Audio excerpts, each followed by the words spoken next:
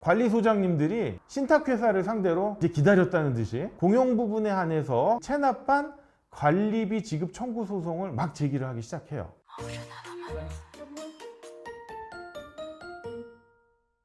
안녕하세요. 신탁의 신 오상민 변호사입니다. 이번 영상은요, 부동산 신탁회사의 관리비 납부 의무, 최근 판례의 흐름에 대해서 설명드리겠습니다. 이것도 저한테 참으로 질문이 많이 들어오는 주제 중에 하나인데요. 관리소장님들이 그렇게 저한테 질문을 많이 하세요. 그리고 제가 이거와 관련해 가지고 한 3편의 논문을 작성한 적이 있어요. 대표적인 대법원 판례가 나왔을 때 해당 판례를 분석한 논문을 작성했는데, 이제 그러다 보니까 이게 시리즈로 한 3편 정도가 작성이 되었고요.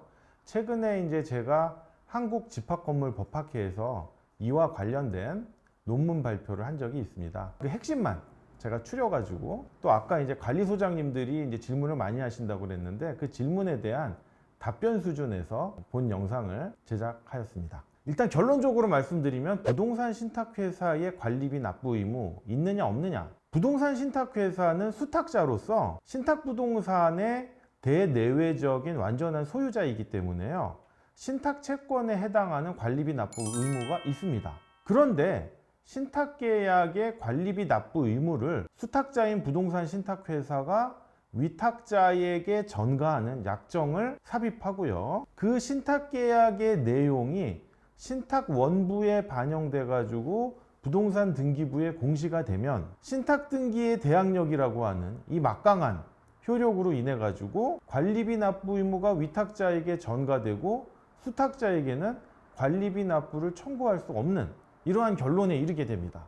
그러다 보니까 이것 때문에 관리소장님들이 저에게 전화가 많이 오시는 거예요. 이거 신탁회사한테 도대체 관리비를 청구할 수가 없느냐. 결론은 똑같아요. 제가 말씀드리는 거는, 신탁원부 떼보셨습니까? 그 신탁원부에 신탁계약 내용 있으시죠? 신탁계약에 관리비를 누가 부담한다고 규정되어 있습니까? 거기에 위탁자가 부담한다고 되어 있죠? 그러면 신탁회사한테 청구 못 하세요. 대법원 판례가 있어요 라고 하는데도 이 관리소장님들은 그 신탁된 물건만큼 관리비가 안 들어오면 이게 건물을 운영하는데 어려움이 있잖아요. 여러분 한 100개 호실 되는데 신탁된 물건이 30개 정도 된다. 그런데 그 30개에 대해서 관리비가 들어오지 않는다 라고 한다면 70개 호실의 관리비로 이 건물을 운영을 해야 돼요. 그럼 나머지 70명이 돈을 더 내야 되는 거고, 나머지 이 30개 호실, 즉 신탁된 부동산의 관리비는 언제 받느냐? 이게 뭐 공매 처분이 돼가지고 제3자가 낙찰을 받으면 그 사람한테 그때서야 미납한,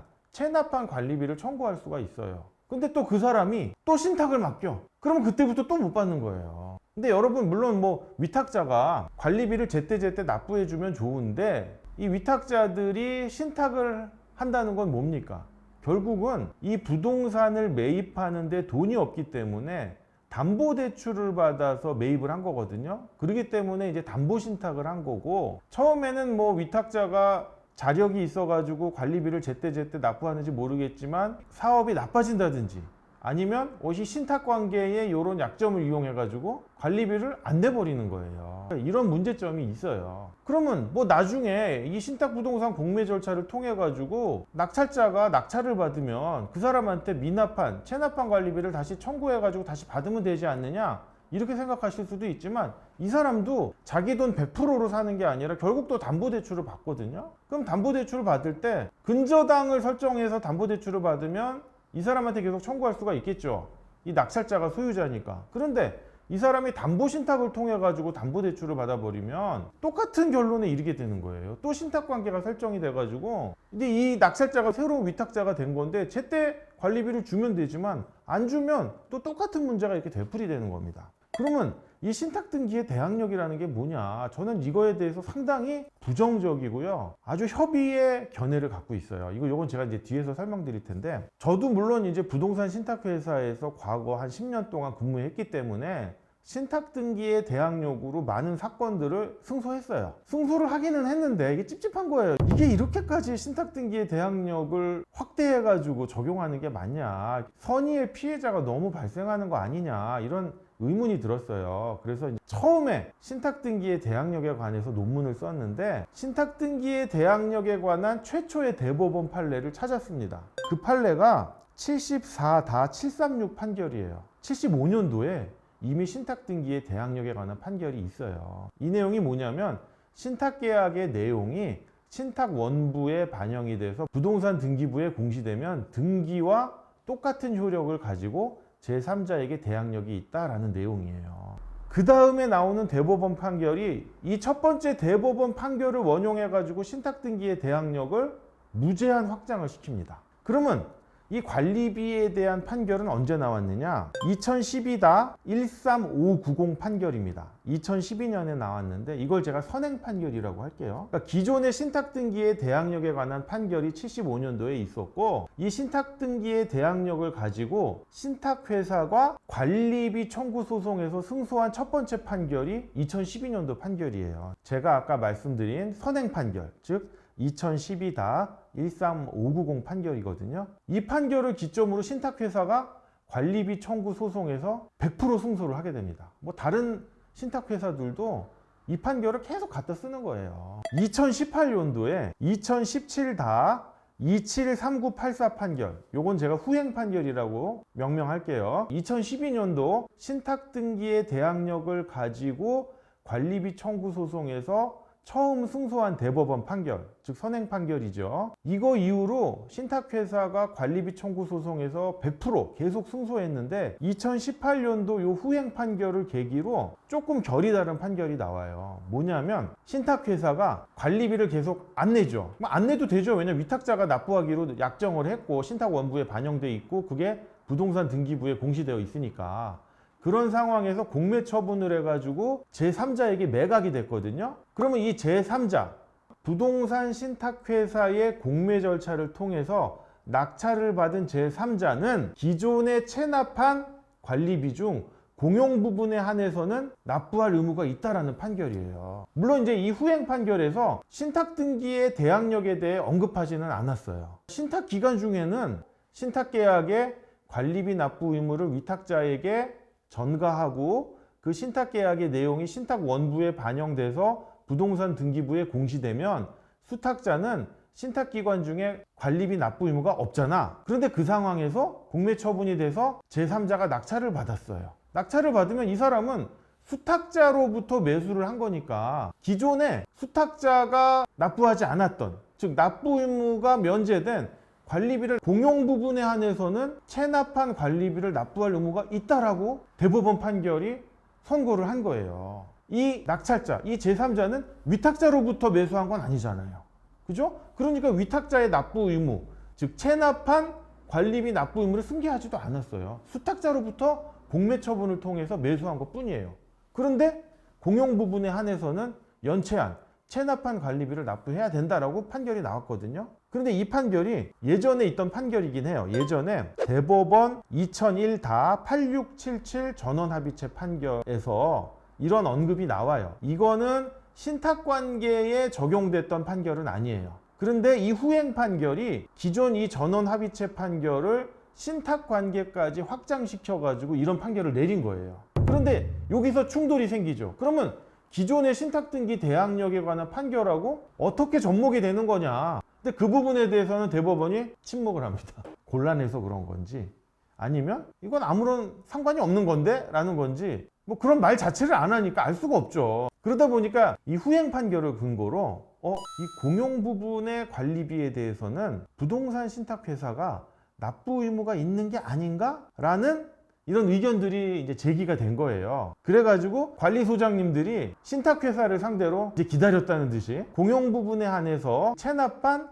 관리비 지급 청구 소송을 막 제기를 하기 시작해요. 제가 검색을 해보니까 총 10건 정도의 판결이 있는데 이 관리소장님들이 기존에 했던 방식으로 주장하면 깨질 게 뻔하니까 이 후행 판결을 근거로 공용 부분에 한해서 부동산 신탁회사가 관리비 납부 의무가 있다라고 해가지고 이제 새롭게 소송을 제기한 건데 하급심 법원에서 다 패소하고 마셨어요. 이 하급심 법원의 판단은 뭐냐면 일단 선행 판결과 후행 판결은 사실관계가 다르다. 그리고 이 사건에 후행 판결은 적용되지 않고 선행 판결이 적용되며 후행 판결은 수탁자의 공매 처분으로 신탁부동산을 낙찰받은 매수인이 신탁 원부의 내용, 즉 수탁자가 관리비 납부 의무를 부담하지 않는다는 신탁계약의 내용을 원용할 수 없다는 취지에 불과하다. 즉 후행 판결이 신탁 등기에 대항력이 있지만 공용 부분의 부동산 신탁회사의 관리비 납부 의무에 대해서는 신탁 등기의 대항력을 원용할 수 없다라는 그런 속마음이 있는 건지, 아니면 신탁 등기의 대항력하고 이 전원합의체 판결을 신탁 관계까지 확장하는 것하고는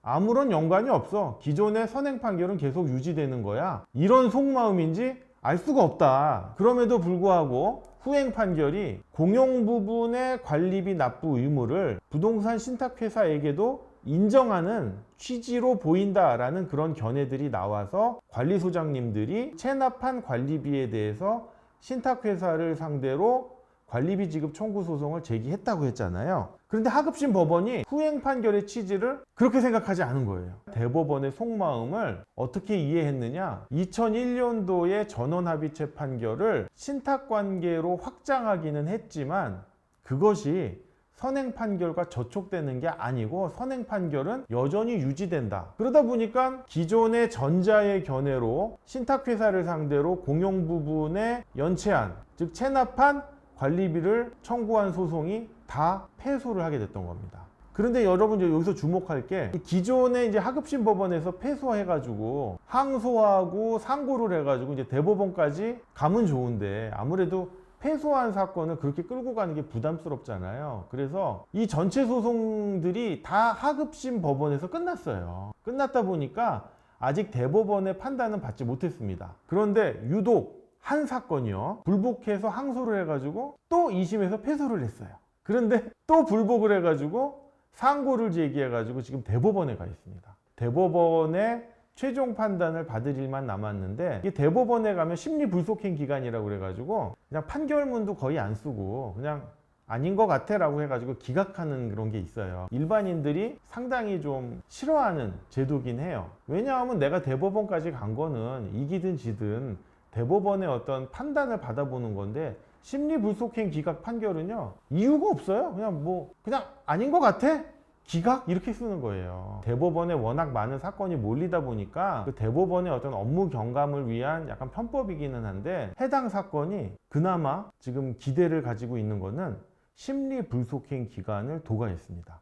즉 아까 설명드렸듯이 판결문에 아무 이유 없이 그냥 기각하겠다, 이런 기간을 넘어섰기 때문에 이길 수도 있는 거고요. 운이 좋으면. 지더라도 왜 졌는지 판결문에 그 이유를 써서 기각을 하겠다는 거거든요. 물론 이제 1심하고 2심 패소했기 때문에 3심에서 뒤집을 확률은 거의 3% 미만이에요. 이긴 한데 그래도 이 대법원 판결의 결론을 많은 사람들이 관심 있게 좀 지켜보고 있습니다. 본 영상을 통해서 부동산 신탁회사의 관리비 납부 의무에 대한 최근 판례의 흐름에 대해서 알게 되는 계기가 되었으면 합니다. 본 영상이 도움이 되셨다면 구독과 좋아요 부탁드립니다. 감사합니다.